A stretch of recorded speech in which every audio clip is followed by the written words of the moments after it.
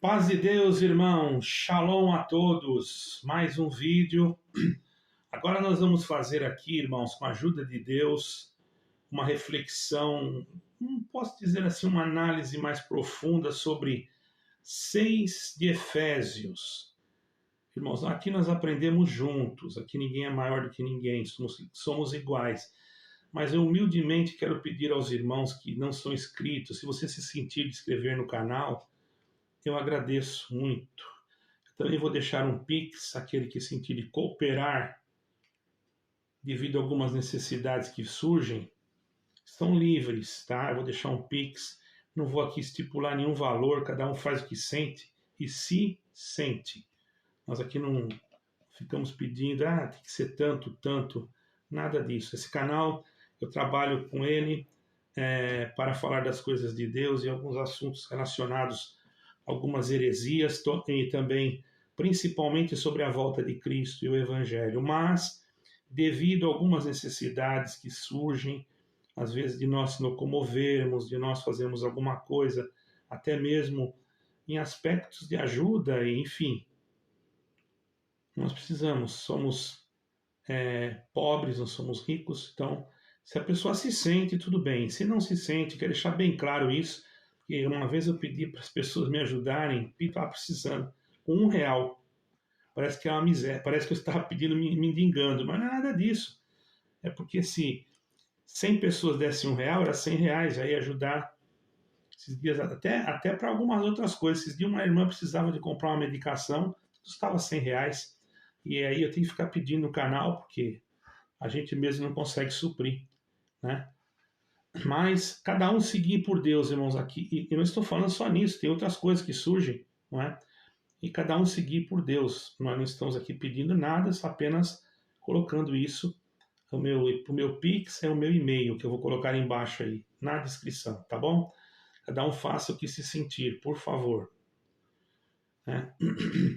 Nós aqui não ganhamos para fazer isso, que apenas fazemos, às vezes colocamos algum anúncio no canal, isso não...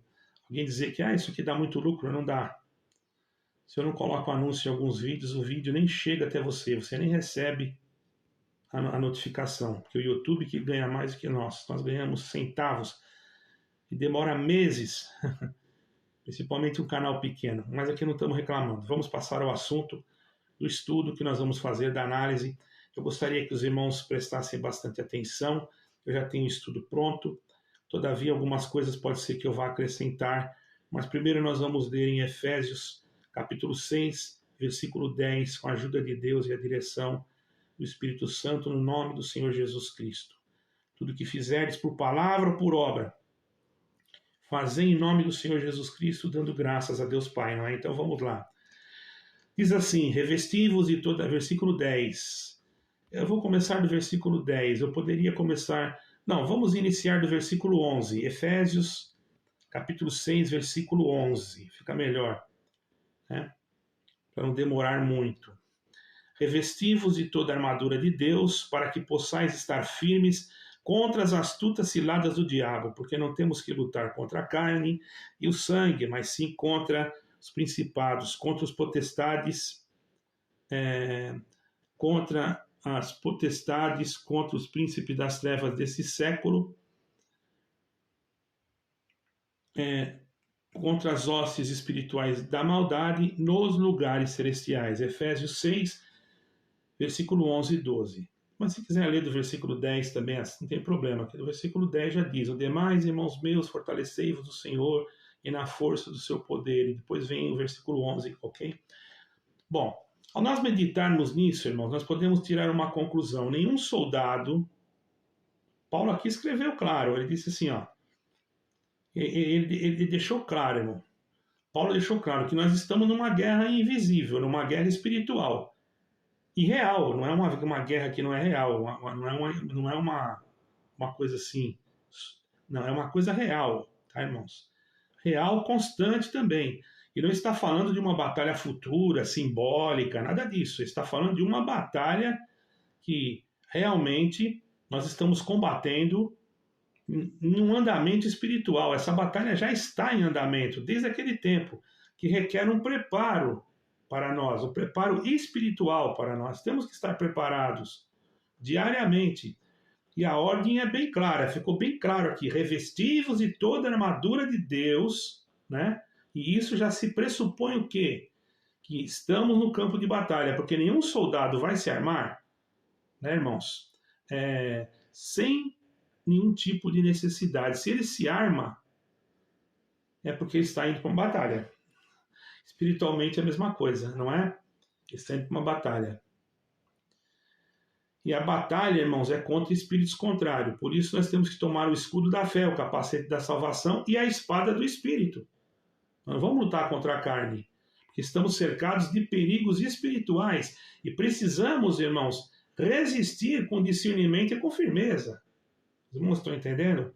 E a palavra diz que a nossa luta não é contra a carne, não é contra o sangue, ou seja, não são pessoas contra pessoas, né?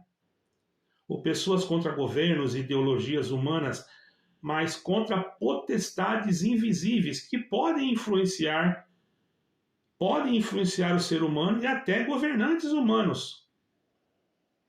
É isso que é o problema, que acontece, está acontecendo na atualidade, não é? Essas potestades, esses espíritos malignos invisíveis, eles operam nos bastidores do mundo. São principados, irmãos, são hostes. São potestades espirituais de maldade que atuam nos lugares celestiais, ou seja, nas regiões superiores à nossa. Não a de Deus, mas a nossa. Certo, irmãos? Estão em lugares que nós não conseguimos, de acordo com a nossa visão carnal, enxergar, porque são coisas espirituais invisíveis, né? Elas atuam nesses lugares, certo, irmãos? E controlam muitas das vezes as coisas, influenciam sistemas governamentais, influenciam culturas e até mesmo chegam a influenciar nações inteiras. Tem países que os seus presidentes, os seus ministros, são todos eles influenciados por demônios. Não estou citando o nome. Mas então, irmão, como é que pode? Como é que nós vamos vencer? Tem nações inteiras. Nós estamos vendo aí, irmão, uma nação vindo contra o povo de Israel.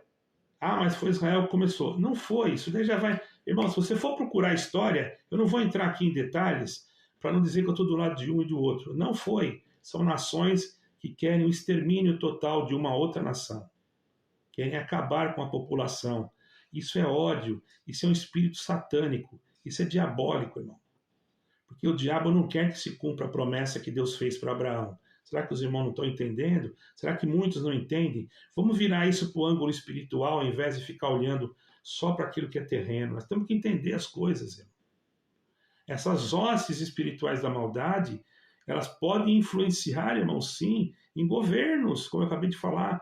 Tem nações aí que estão sofrendo, a população está passando fome, a população está chorando, injustiças no lugar da justiça, pessoas corruptas dando ordens, e não tem como, parece que tem uma coisa contrária que não tira aquela pessoa, é porque são espíritos malignos que Deus até então está permitindo que eles estejam ali. Embora do Senhor é a terra, a sua plenitude, o mundo e aqueles que neles habitam, conforme 24 de Salmo, versículo 1, há uma permissão divina, ok? Para que esses principados atuem temporariamente. Não é que eles são donos, eles estão atuando temporariamente. Há uma permissão para isso. Permissão de Deus. Em algumas regiões, conforme o plano soberano de Deus, isso está alinhado com o que o Senhor Jesus Cristo disse. O Senhor Jesus Cristo disse isso. Vamos pegar lá João 14, versículo 30. Está escrito assim: já não falarei muito convosco, porque se aproxima o príncipe deste mundo. João 14, versículo 30. Esses príncipes espirituais recebem domínio sobre regiões, irmão. Isso não significa que Deus perdeu o controle, não. É Deus que permitiu. Por que Deus permitiu? Porque as pessoas, ao invés de querer adorar o Criador, ficam buscando coisas terrenas. Querem carnaval, querem prostituição, querem coisas satânicas. Então Deus entregou eles às suas próprias concupiscências. Por um período. Mesmo que nessa nação, nesse lugar, existe um grupo enorme de pessoas cristãs que não concordam, mas a superioridade do pecado é tanta que Deus entregou. Porém, aqueles que são de Deus ali são guardados por Deus. Por isso que tem que ser revestido, porque estão no meio de um combate. Certo, irmãos? Essas influências dessas potestades pegam pessoas e vêm contra aquele que prega a verdade. Certo, irmãos? Então, certas nações são tão influenciadas por essas potestades e quer ver aonde não tem, onde não se prega o evangelho, onde o nome de Deus é rejeitado. Aí o que acontece? O povo perece por falta de conhecimento. Oséias 4, versículo 6. E isso não acontece só no meio de nações, dentro de instituições religiosas. Parecem que estão pregando algo tão bonito, tão santo, quando você vê, eles estão contra o estudo bíblico, contra o conhecimento escritural. Eles preferem ver você na ignorância, no sentido, com todo respeito, na ignorância a respeito de conhecimento. Você não conhece. Você só acredita naquilo que o líder fala. Isso não é Deus, irmãos. Quando é Deus, há clareza, há base escritural. Entende, irmãos? Você pode pensar que isso é uma coisa muito simples. Não é. Quando Paulo falou aqui, hostes, a palavra hoste tem um sentido, irmão. Você não sabia? Olha aqui, olha como isso aqui é muito forte, o sentido da palavra hoste. Eu separei aqui esse estudo. Ó. Exércitos, grupos organizados de combate. Então são exércitos de anjos caídos organizados para um combate. Assim essas hostes do mal trabalham para resistir à verdade, enganar as almas e combater a luz de Cristo no mundo. Onde o evangelho é calado, onde há perseguição aos que creem, onde a palavra é distorcida. E a palavra é distorcida em países aí que tem um monte de cristão, um monte de gente boa. Mas, infelizmente, as pessoas que estão em frente às suas lideranças, das lideranças religiosas, sei lá, e denominacionais, distorcem a palavra. Distorcem. Aqui é o caminho, não fala que Jesus Cristo é o caminho. Aqui é onde vai ter salvação, não fala que é Jesus Cristo que dá salvação. Ele fica em segundo plano, está distorcendo a palavra, está preparando o caminho para o anticristo, irmãos. Porque todo espírito que vem contra aquilo que é de Cristo é contra Cristo. Certo, irmãos? E a atuação é isso aí, desses exércitos. E essa atuação é clara, você não tem como dizer que não é. Entretanto, irmão, Deus não vai deixar o seu povo, quer deixar bem claro isso, desamparado. Mesmo que as nações oprimidas por espíritos desse jeito, há servos fiéis. Há servos, irmãos e irmãs fiéis. Há pequenos grupos que brilham como luzes no meio dessas trevas. São o sal da terra, são a luz do mundo, conforme Mateus 5, versículo 13 e 14. Certo, irmãos? Então a armadura de Deus é para nós revestirmos dela, revestimos-nos da armadura de Deus, pois estamos em confronto direto com as trevas, sendo sustentados apenas pelo poder de Deus, pela magnificação do Espírito Santo na nossa vida, senão nós não resistiríamos. Imagina, irmão. Por isso que a oração, o discernimento é necessário, o conhecimento bíblico, a vigilância, são tudo indispensáveis, irmãos. O cristão que não estiver espiritualmente atento pode ser enganado, seduzido por sistemas que, embora muitas das vezes até parece paz. Aqui nós pregamos, aqui Deus salva, aqui não sei o quê, aqui tem, parece tudo anjo de luz, culto de anjo de luz. No fim, por trás das cortinas, irmão, existem estratégias malignas para afastar as almas da verdade. E isso que nós temos que discernir. Além disso, há governos tiranos também, que causam sofrimento para o povo, como eu já falei, manipulados por potestades malignas, leis injustas, não é? E políticas opressoras. E tem pessoas que apoiam. E quem apoia isso, olha, irmãos, se não voltar atrás, vai sofrer a consequência. Porque de um momento para outro, o Senhor vai aparecer. Já está se cumprindo a palavra. Então, eu vejo assim esse conflito no Oriente Médio. Muitos estão vendo isso e não estão percebendo que por trás disso é muito mais do que isso. É uma luta espiritual, é uma luta contra o plano que Deus fez a Abraão. Porque nós, por misericórdia, fomos colocados na verdadeira oliveira, mas nós éramos zambujeiro. A oliveira era Israel. Israel rejeitou. O Senhor abriu a porta para os gentios. Mas em 11 de Romanos o que fala? Quando Paulo diz assim, porventura Deus rejeitou o seu povo? De maneira nenhuma, pois eu também sou judeu da descendência de Benjamim. Isso diz o quê? Que Deus vai haver uma restauração para Israel. E aí haverá um só rebanho e um só pastor.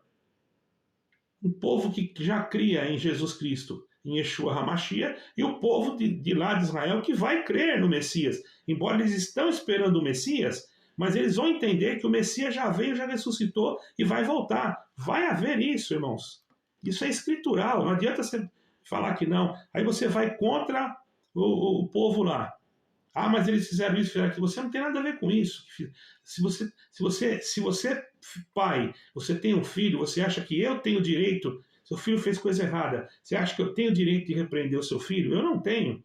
Quem tem direito é o pai. Então, cuidado aí com o que você fala. Porque tem muitos agentes de Satanás que entram aqui, ou entram em reportagens, em mídias profanas, malignas, só falam mentira. Eu não vou nem entrar muito sobre isso, irmão, porque senão vão me dizer que eu estou tomando posição, eu estou falando a verdade. A restauração de Israel e a igreja de Cristo são, irmãos, uma coisa só. Não existe diferença. Não podemos esquecer que também a promessa feita a Abraão tem que se cumprir. A igreja de Cristo é composta por todos os que creem em Yeshua, em Jesus. Ela foi enxertada na oliveira verdadeira, Romanos 11, 17, conforme eu já falei.